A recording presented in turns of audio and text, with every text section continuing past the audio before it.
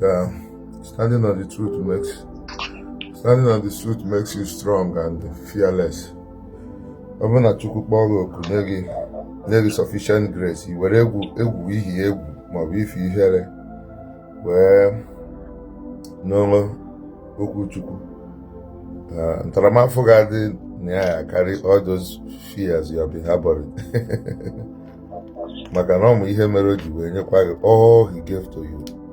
Nye gị access, ịbịa Lagos, no, mee ministry, encounter those who encounter this ministry, and after staying in Lagos, we are given opportunity either to disobey the church or to obey, and you chose to obey. You want to go against that spirit of rebellion and the pride, because you acted opposite this very person. Then Chukwu enye access on your ọgbọ even level merube in a retreat all over America. But I don't know why God gave it to me, and also clothe them in the garment of holiness and discipline, that I can stand within my spirit and my conscience and say, no anything in America, anything. But that's not my pride. My pride is that God has given me the strength, and then so when he calls on me to serve his people with the word undiluted, who is going to like you? Who is going to love you apart from Jesus? So I thank God for the privilege, really, because a lot of people are genuinely believing that this is the way. But God is calling you to tell them all that glitters are not gold. And that's all. A fool that the spirit in this very ministry, accusation, and Obidoro by, a fool, the attitude of the enemy, the accuser, playing out. When last did you commit a fornication? And he doesn't accuse those rich ones. And everybody knows, not those rich ones when they kabaron basara sexual immorality.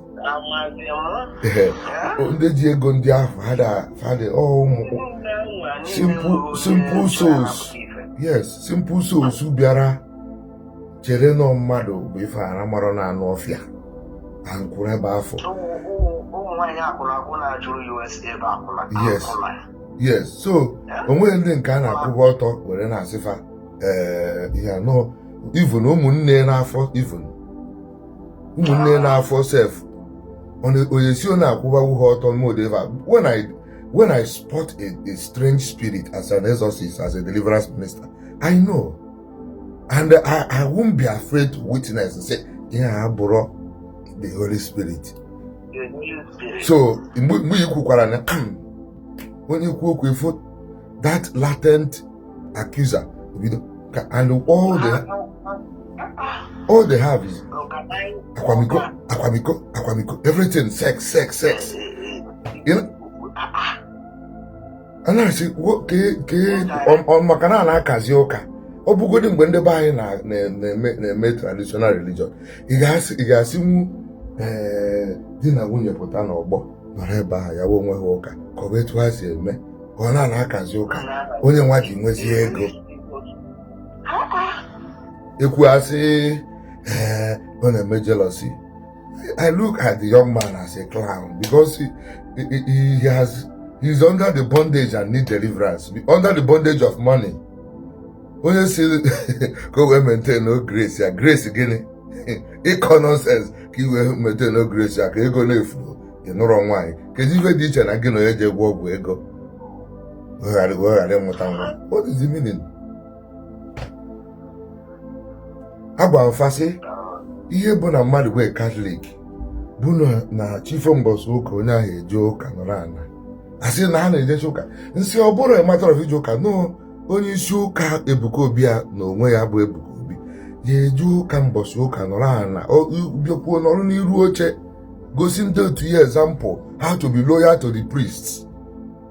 Mbaka enyere aka recommend ya gị mgbe mmụọ nsọ nyere gị aka recommend ya gị but mbọsị ụka ị kwesịrị inwe ego flight ịchọkwu private jet ị ga-agbatanwu ịya fly nwu jee Enugu sonye na adoration enyekwu microphone ikene ndị mmadụ agwa ekwe na ofu nwa mbaka Chukwu ji arụ ọrụ bịara imenụrụ ya. The last time ahụ gị na adoration bụ mbọsị amakịrị good ifepụ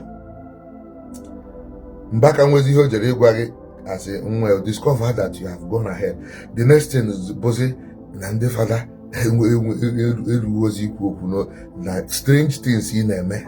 This is not the way. Isi na ịwụ Catholic na ndị fada zụrụ gị kedu fada si etu eme anyị kwue isi na jealousy. We have right to say because majority of our children are with you. We don't know what you're putting into their head. I mean, aghọta m ihe wu jealousy dị ya ịkarọ m mma onwe ihe mmasị na ka m na ya onwe raw by ka ekwubezie as human beings na na-eme ife ndị mmadụ ju gada crowd ju ebe afọ si nọ na wọkụ na ego na-ebute ike na-eme nke ọ karịa ihe akwa ọkọ na-eme with his money and all his multi-million hotels and all that. Ihe mere onye otu Kristi bụ your humility, your conduct, your comportment. It's not your financial success. It's not the crowd.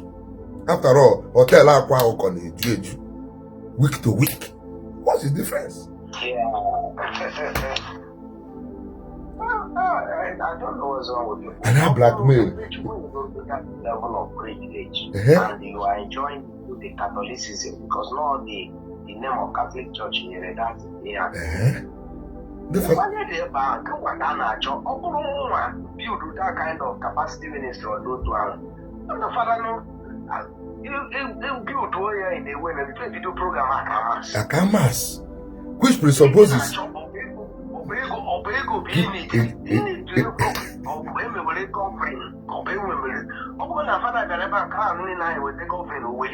One person will get 1 billion. Yes. God has blessed you. Why castigate the priest that raised you? All those bloggers in me have published a disclaimer against them. I am an Ayenagepo. Never even done anything. No. Only enjoy it when they are fighting for him. When men fight for you, what will God then do? When the Lagos. Only something about me that many people don't know. You may not have known. When the Lagos, I was the most bullied, unquote, by the priest, but I know it was not the priest. Even they remember I had it because they are not in the same frequency with me. But the Holy Spirit that guides me told me, see no broke and the father, no the occultic kingdom in this place. Now try it challenge you. So God is trying to test your humility in order to trust you with the next level of power. Or this can attack Kamaru nige nupuru nzukwisi. Kama the intention ije. Kangwari ministry of knowledge lead to disobedience. The intentions are pure. Because you cannot run beyond the church that gave you the platform. Open only na-eme mbosi ụka oje ofu parish register na here all to us na chọrọ no wine or buying na youth but an active member no man na ministry within the week ndị mmadụ church fuzie to say growth all church ga-akpọ ya come let us dialogue but whereby you have made yourself a priest where you are not ordained mbosi ụka anyị na-aka n'aka ekwesị na-agbasa ụka kedu ihe gbochiri gị use those that privilege all those priests na-abịara gị enyere gị aka why not go to their party nọrọ ha na gekwa ha ntị too you need some word. Yes, ije ụka as a Catholic ama na at least ejidegoro nke ahụ aka afụghị n'Enugu fụghị n'Uke na nke Ebemọ Nsọ Monumudioka ije ụka nọ Ebemọ Nsọ. I know that we say hey anyị nwere August of Lagos nwanne anyị nwoke nọ bịara ụka anabata gị even self inwe ihe isi niile ekene ya kedu ihe nwere ike ime iso seed of faith in humility under that ministry. Chọkwa fada ọzọ si etu a na-eme gị na ndị fada ọ bụrụ ofu fada gbaa ofu onye Onejero nwe on Lagos. O make you know, o go no akoko eba. Onejero nwe na ke bishop. Yeah, Sunday Ojejero nwe. Mono manam bamba. The three things say related to the Munji man and onye anozi abo. Inability to stop that Sunday fellowship because people push way beyond where he can return. Inability to disclaim against Ogechi Jaka. Now, Sagiro no sinoge use her private part. Jafage, no defend again. Why you know that? Imakwane ha menu ko buy na akpo e ka alo. Nwa die de ndo. Onwe ihe o ji die kporo, onwe ihe o ji ndị ọgọ ekporo. Ku dị ukwu a onye bụ a believer in onye si no master of purity virgin we ife emere irritate. Ajụọ si na ọmaro na ọdafu ihe ndị a na ọbụrụ na nwa jiri Ogechi jide Mbaka boya ji na-ede Mbaka survive ha because ọ Mbaka ana m eme onwe m ọ bụkwanụ na ọmụ ka eboro such a thing na-ekwu etu a na oji evidence na phone ya o nwere mana asị ka ga na-atụ.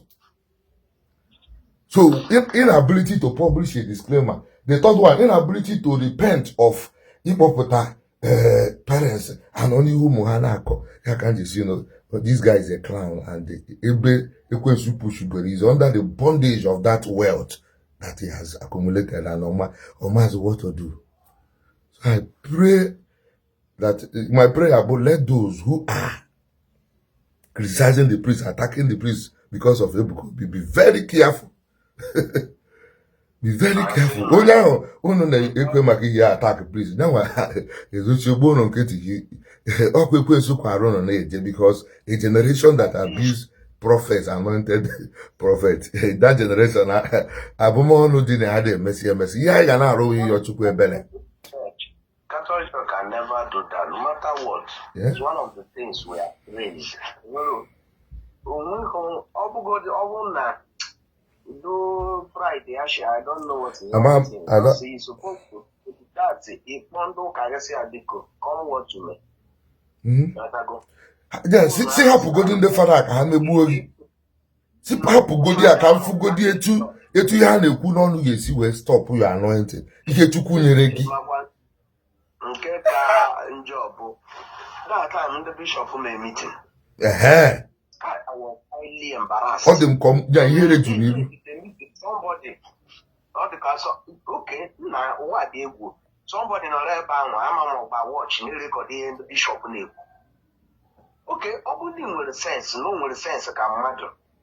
Must he come to the public? See, no, I am a cage to any meeting. The bishop of Jerome conference.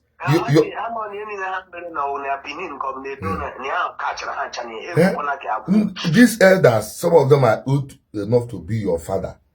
Had a meeting, your issue is a concern. Your popularity is not little. It's not something that will be neglected. No more now. So through your behavior. You see people are agitated or irritated. The quite the quite ignorance. It's a dangerous thing. You look at the result. Before you put an answer, you are looking at a woman, Bobby. You can marry, put an equal about father. Just in the cartoon, and I say, when do you get this? You say, how do you think that this defamation can destroy a priest? You end up here. You when you can destroy a priest, self-pride and innate disorder of living in error of vanity and pride. Nke gosipụtazi na onye afọ ama na-ejezi confession, onye afọ ama na-erubezi isi, onye afọ ama na-ebi ndụ ekpele, because the highest sign of pride bụ prayerlessness. Ọ bụrụ na fada ya na chi dị na ọma na-erube isi nọ, o nwere ebubo ọ bụla iboro ya that can affect him. People need to get it into their head. Ha na-ekwu ya ndị mmadụ na ụfọdụ na-asị na kpo, you know that black way, it doesn't touch my white. Info you cannot stop it. Only can you and I say, no, there is no free. Yes, sorry. And you tell the priest not to establish the truth and fearlessly so. In a book, so more abo Mokoko, Yawamuros, but you man, no, so na gafe. No.